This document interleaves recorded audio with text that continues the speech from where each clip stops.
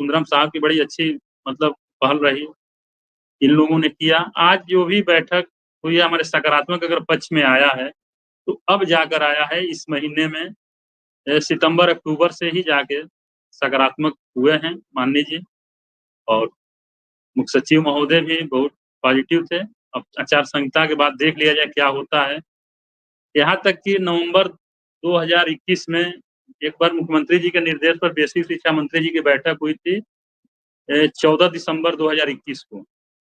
वो दिन हमारे घर शादी थी, मैं बैठक में नहीं जा पाया था। मेरे संगठन से 2 लोग गए थे, एक संतोष भट्ट और शिवेंद्र सिंह।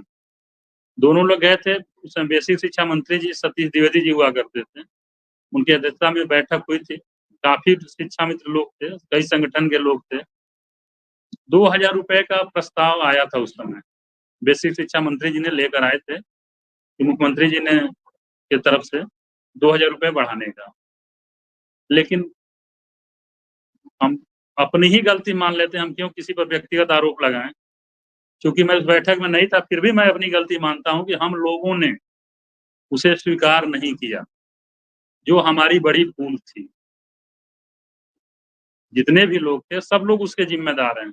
मैं भी उसकी ज़िम्मेदारी ले लेता हूँ, चूँकि मैं नहीं था तब भी मैं ज़िम्मेदारी लेता हूँ, क्योंकि अगर मैं किसी को इंडिकेट करूँ तो कहेंगे कि आरोप लगा रहे हैं। बुलावा आया था, गए थे लोग, 2000 रुपए की वृद्धि थी। जो भी परिस्थिति रही हो, बेसिक शिक्षा मंत्री जी अपना संदेश लेकर गए होंगे मुख्यमंत्री जी तक, बात नहीं बनी, लोगों ने स्वीकार नहीं किया, फिर मामला टल गया। देखिए जब कोई भी गाड़ी फँस जाती है, खड़ी रहती है एक जगह, तो या तो वो पंचर रहती है या वो मिट्टी में धँस जाती है। तो पहला काम होता है कि हमें उस गड्ढे से किसी तरह धक्का दे के एक कदम आगे बढ़ाएँ, फिर वो गाड़ी धीरे-धीरे डगरते हुए तेज़ भी चलने लगती है। इसी तरह हमारा मानदेय 10,000 पर 7 साल से वहीं धँसा हुआ है।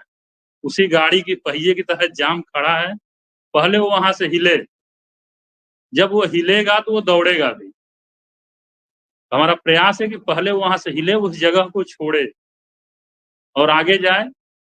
आशा है कि 2-3 साल में इधर जो भी चुनाव के बाद जो भी हमारी सरकार दे रही है उसे हम स्वीकार करेंगे और उसके बाद हम प्रयास करेंगे कि 2 से 3 साल में हमें बहुत अच्छा अगर भगवान करे अगर मुख्यमंत्री जी प्रसन्न हुए, तो हम अस्थायीकरण की भी माँग करेंगे और अस्थायी भी होंगे, ऐसा मुझे विश्वास है।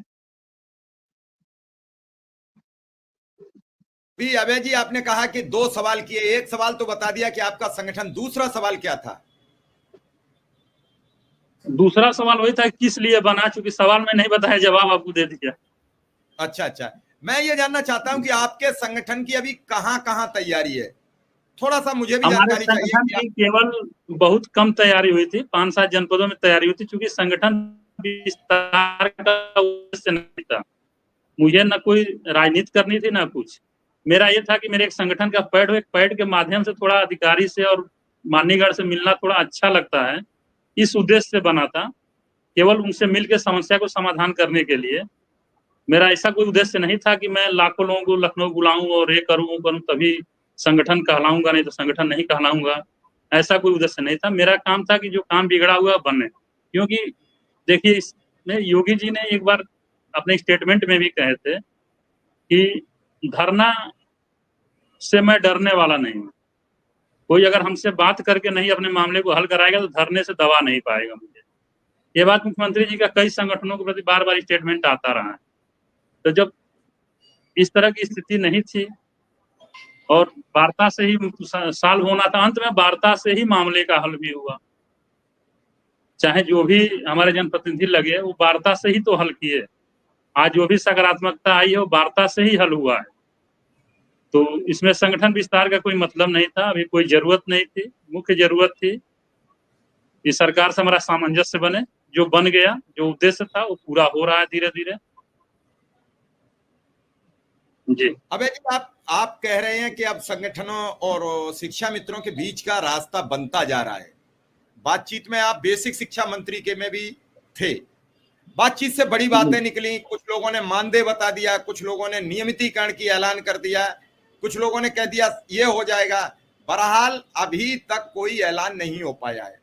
उम्मीद है कि आचार संहिता हटेगी तो कुछ देखिए खुशखबरी मिलेगी। रही बाकी बातें,